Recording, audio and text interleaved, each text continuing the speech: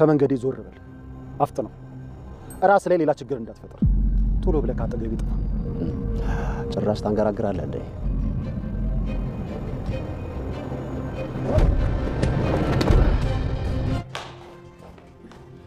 እኔ ጨረቃ መጣሽ?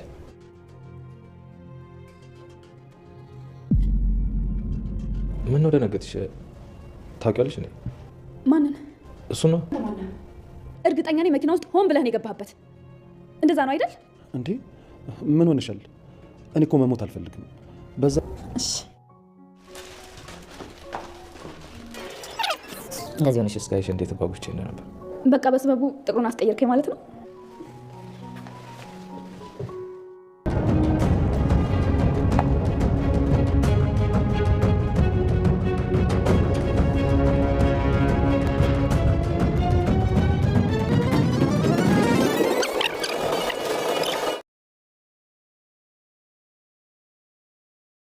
ኤፎ ጥቁር ልብሷን ቀየረች። ጺም እናንተ አስመሳዮች ናችሁ፣ ሁላችሁንም እጣላችኋለሁ፣ ላያችሁ አልፈልግም ብላለች። ጺ የወንድሟ ጠላት ሆና የማታውቀውን ወንድሟን በምታውቀው ወንድሟ ቀይራለች ማለት ነው። አሁን ላይ ለናታን ምንም አይነት ስሜት ሳይኖራት የምትብሰለሰለው ለፍቅረኛዋና ለማታውቀው ወንድሟ ለያፌት ሆኗል ማለት ነው። ቃል እስከ ቤት ድረስ ሰተት ብሎ መጥቷል። የናታን መኪና ውስጥ ገብቶ ገጨኝ በሚል ስበብ እስከ ቤት ድረስ መጥቶ ኤፉን አይቶ እንዲሁም ደህና መሆኗን ጠይቆ ሄዷል። ኤፉም ማን ነው እየተከታተለን ያለው የሚለው ነገር ጥያቄ የፈጠረባት ይመስላል። ጺም አንተ ደግሞ ማነህ እያለችው ነበር። ጺ ቃልን ልታዋራው ተያይዘው የሆነ ቦታ ቁጭ ብለን እናውራ ብለው ሄደዋል። ታሪክም እየተከታተላቸው ነው። ቢኒ ቃልን ለማስፈራራት ቢሞክርም እራሱ ተደብድቦ ሄዷል። ሰላም ሰላም፣ ውድና የተወደዳችሁ ውድ ቤተሰቦች እንደምን አላችሁ? በያላችሁበት የዓለም ዳርቻ ሰላማችሁ በዘት ተረፍ ይበልን እያልን ዛሬም በአዲስ መጥተናል። እናንተም በቅንነት ላይክ፣ ሼር፣ ሰብስክራይብ እያረጋችሁ ቤተሰብ ታረጉን ዘንድ በትህትና እንጠይቃለን። ቤተሰብ ላረጋችሁን ሁሉ ከልብ እናመሰግናለን። ሐረግ ተከታታይ ድራማ በባለፈው ክፍል እንዴት ተመለከት ነው እንግዲህ ኤፉና ጺ ሊደባደቡ ብለው ድንገት ናታን ደርሶ ነበር እና ናታንም እጅሽን የሰነዘርሽው ምን ልታረጊበት ነበር ብሏታል። እሷም እንግዲህ ልትማታ እንደሆነ ሁላችሁም አስመሳዮች እንደሆኑ እናንተ ፍቅራችሁ መጥፎ እድል እንደሆነ እየነገረቻቸው አዝነሽ ሙተሻል አለቀጥ እያለች በእነሱ ሀዘን እሷ እየተሳለቀች ነበር። ናታንም እደበድባለሁ ብሎቱን በጭራሽ እንደዛማ እንዳታረገው የኔ ናታን እባክህ ልትረዳት ይገባል ብትልም አንቺ አስመሳይ ነሽ፣ ታስመሳያለሽ፣ አለቀጥ ትዋደዳላችሁ አይደል? ታዲያ ምን ዋጋ አለው? ፍቅረኛና ወንድሜን አሳጣችሁኝ እያለች እንግዲህ በያፌትና በቢኒ ጉዳይ ተጠያቂ የምታደርገው ኤፉን ሆኗል ማለት ነው። እና ናታንም ሊመታ ሲል ብትመታኝም በዲኔ ነው የምትመታው፣ እኔ እንደሆንኩ ደንዝዣለሁኝ፣ ምንም ብታረገኝ አይሰማኝም እና በጣም እጠላችኋለሁ፣ በጣም ነው የምጠላችሁ፣ ከዚህ ቤት ውጡልኝ፣ ይዘው ውጣልኝ እያለች ነበር። ናታን ስሜታዊ ሲሆን ቤቱን ለቆ ሄዷል። ኤፉም እንግዲህ እሷን የምትለውን ትታ ባልሰማች ለማለፍ ጥላ ቁጭ ብላለች። ናታን አሁን ላይ ያ መልካሙና አዛኙ ናታን ቀርቶ ሌላ በቀለኛዋ ናታን ተወልዷል ማለት ነው። እናም እንግዲህ በናታን ቁጥጥር ስር ያፌት ቢገኝም ያፌትን የት እንዳለ ማናቸውም አያውቁም። ሌላው ደግሞ እንግዲህ እንትና ማን ነው ቢኒና የያፌት ሰው የነበረው ታሪክ አንድ ላይ መስራት ጀምረዋል። ታሪክ እንደ ድሮ ጀግና ሆኖ ብዙ መረጃ አያገኝም። ምክንያቱም አሁን ላይ ብዙ ጊዜውን ቤት ተደብቆ ስለሆነ የሚያሳልፈው እናም ለህይወቴ አስጊ ነው ብሎ ይፈራል። ቢኒም እንግዲህ ጺን ሲከታተላት የነበረውን ሰው ለምን ፈልገሃት ነው የምትከታተለው? ያነሳውን ፎቶ ካላመጣህ ብሎ እንግዲህ ሊወጋው እያስፈራራው ነበር። ችግር ሳይፈጠር ፎቶውን ስጠኝ እያለው ነበር። ፎቶውን እኔ ከመስጠቴ በፊት ምን አይነት ችግር ትፈጥራለህ? ችግሩ ከመፈጠሩ በፊት ላንተ አካባቢውን ለቀሂር ብሎት ነበር ቢኒም ደግሞ በጭራሽ አላደርገውም ብሎ ሊደባደብ ቢሞክረውም ቃል እንግዲህ ቀድሞ ዘርሮት አስፓልት ላይ አንጥፎ ጥሎት ሄዷል። ቢኒም ኃይለኛና ከጀርባው ብዙ ነገር እንዳለም የተገለጸለት ይመስላል። ከዛም ታሪክን ቀጥሮት ተቀጣጥረው ነበር። ታሪክ እየፈራ ነበር እዚያ ቦታ ላይ የቆመው። እናም ቢኒ ሲመጣ እንዴት በዚህ ሰዓት ትጠራኛለህ እያለው ነበር። ፎቶ ሲያንሳ የነበረው ሰው ኃይለኛ እንደሆነና ፎቶውን ሊቀበል ብሎ እንደሄደ ግን ደግሞ እንዳልተሳካለት ነግሮት ደግሞ እሱን እንዲሰልልለት ልቆታል። እሱም አሁን እኔ እኮ እንደ ድሮ እየወጣሁ ስላልሆነ ምንም የማገኘው መረጃ የለም፣ ብዙ ጊዜን የማሳልፈው ቤት ነው፣ እንዴት በዚህ ሰዓት ትቀጥረኛለህ እያለው ነበር።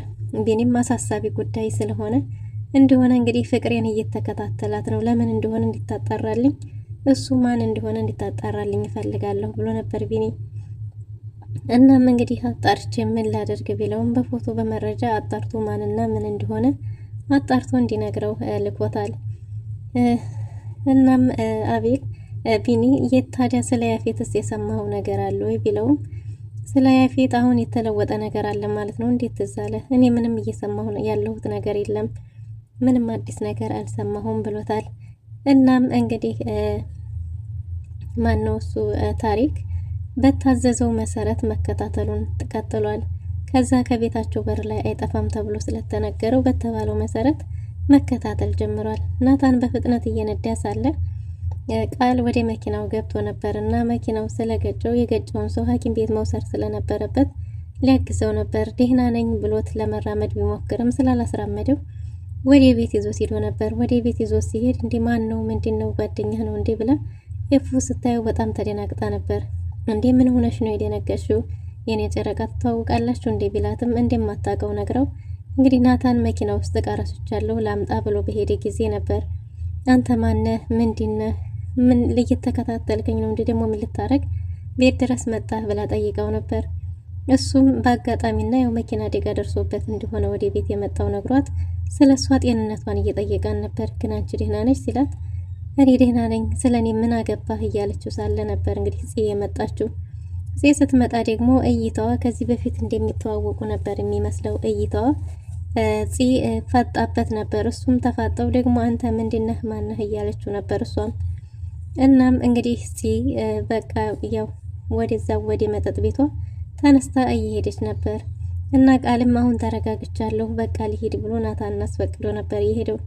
ናታንም እንዲጠይቅህ ስልክ ቁጥርህን ምናምን ብለው ስልክ ቁጥር ከተለዋወጡ በኋላ ሻይ ቡና ምናምን ብለው ወደ ቤቱ ተነስቶ ሄዷል። ወደ ቤቱ ሲሄድ መንገድ ላይ ጽ እየጠበቀችው ነበር። ጽ መንገድ ላይ ጠብቀው ልታናግረው ማውራት አለብን አንተ ማነህ እዚህ ምን ታረጋለህ እያለችው ነበር። ቃልም እዚህ ሳይሆን ሌላ ቦታ እናውራት ብሎ አሳለ። እንግዲህ ታሪክም እየተከታተለ በታዘዘው መሰረት ፎቶ እያነሳ ነበር። ፎቶውን እያነሳ ሳለ ወይዘሮ ሉሊትም እርዋት ወደ ቤት ስትመጣ መንገድ ላይ ደፍቶ እየተከታተለ ስታይ እሷ ደግሞ ታሪክን እየተከታተለች ነበር። ግን ወይዘሮ ሉሊት እብድ መስላ እየተጠቀመችባቸው ነው ወይስ የእውነት እብድ ናት? በስርዓት ታሪክን እየተከታተለችው ነበር። ታሪክም ደግሞ ጽንና ቃልን እየተከታተለ ፎቶ እያነሳ ነበር። ለኤፉ ልብስ ይዞ መጥቶ ናታን ወረቀት አለው፣ በወረቀቱ መሰረት ቶሎ ብለሽ ወረጂ ብሎ ነበር የሰጣት። እሷን በታዘዘችው መሰረት ልብሷን ቀይራ ወርዳለች። ተስፋ እየቆረጥኩ ባለሁበት ሰዓት አንቺ ብቻ ነሽ ተስፋዬ፣ የኔ ጨረቃ ልታበረችኝ ይገባል እያላት ነበር። እሷም በሀሳቡ ተስማምታ ልብሷን ቀይራ በስበቡ ጥቁር ልብስ አስወለከኝ አይደል እያለች እየቀለደች ነበር።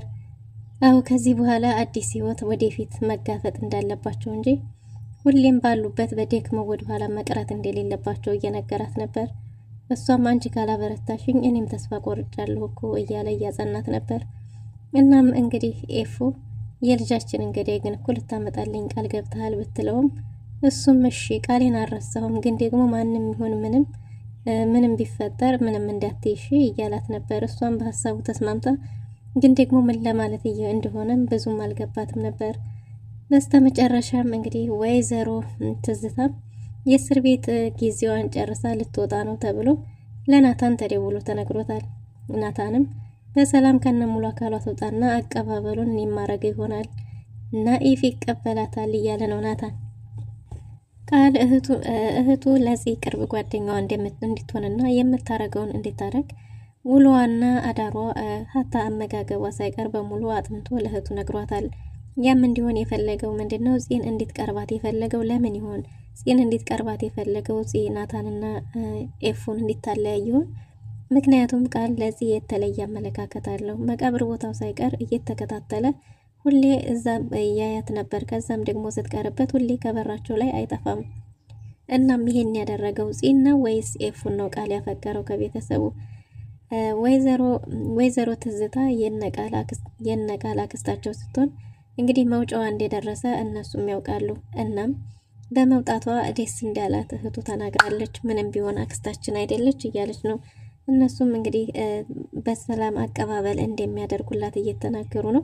ናኤፍም እንግዲህ ወደ ቤቷ ከመድረሷ በፊት እኔ አቀባበል አረግላታለሁ፣ ናኤፍ አቀባበል ያደርግላታል፣ ግን ደግሞ ስትወጣ ምንም ነገር እንዳትሆን እያለ ነው። ናታንን ያኔ ድሮውን ናታንን እንኳን እኔን አይደለም ቀርቶ እንኳን ለሰው አይደለም ለእኔ ለራሱ አጥፍታችሁብኛል፣ ልጄን ነጥቃችሁኛል፣ ማንነቴን ነጥቃችሁኛል፣ ሁሉ ነገሬን ነጥቃችሁኛል እና በሰላም እንድትኖሩ አልፈቅድላችሁም። አንድ በአንድ እበቀላችኋለሁ። ልጄን ያሳጣኝን ሰው ማንንም አልምርም፣ አገርም ቢሆን እገለብጣለሁ እያለ ነው ናኤፍ። የድሮ የስም ናኤፍ የነበረው አሁን ግን ትክክለኛውንም ናኤፍ ሆኗል ማለት ነው። የልጄን ገዳይ ሳልበቀል ሰላም አይኖረኝም እያለ ነው።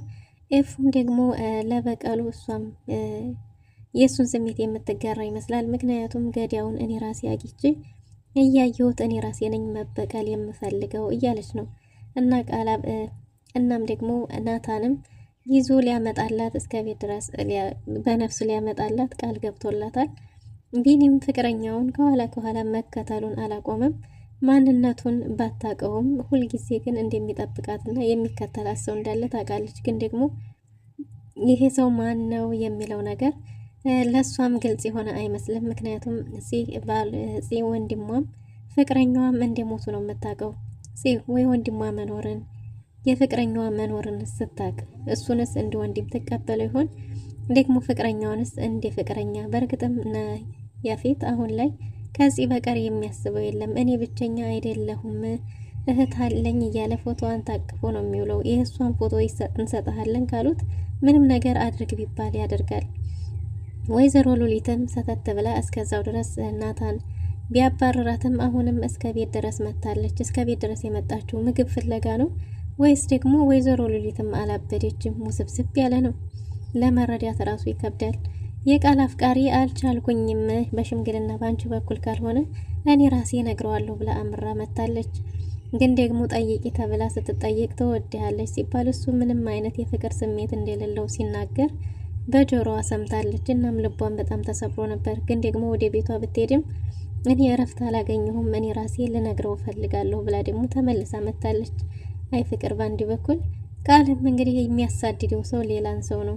ዚን ነው ወይስ ኤፉን ነው? ማንኛቸውን ነው የወደደው? ናታንና ኤፉ የምወስድሽ ቦታ አለኝ ብሏት የሆነ ቦታ ተያይዘው ልብሷን ቀይራ ፏፍንትሽ ብላ ጥቁር ልብሷን አውልቃ ተያይዘው ወጥተዋል። ወዴት ነው የሚሄዱት? የሆነ ቦታ ወስድሻለሁ ብሏታል። የሆነ ቦታ ላይ ደግሞ ፊቷን ዙራ የቆመች ሴት አለች። ቢኒም ወደዛው ቦታ ላይ ሄዶ እሱም ቆሟል፣ እሷም ቆማለች። ያቺ የቆመች ሴት ኤፉ ትሆን? ቢኒን እንዳለ ናታንስ ያውቃል? ምን ሊፈጠር ይችል ይሆን የሚለውን በቀጣይ ክፍል ይዘን የምንመለስ ይሆናል። ለዛሬ የነበረን ቆይታ ይህን ይመስል ነበር። መልካም ጊዜ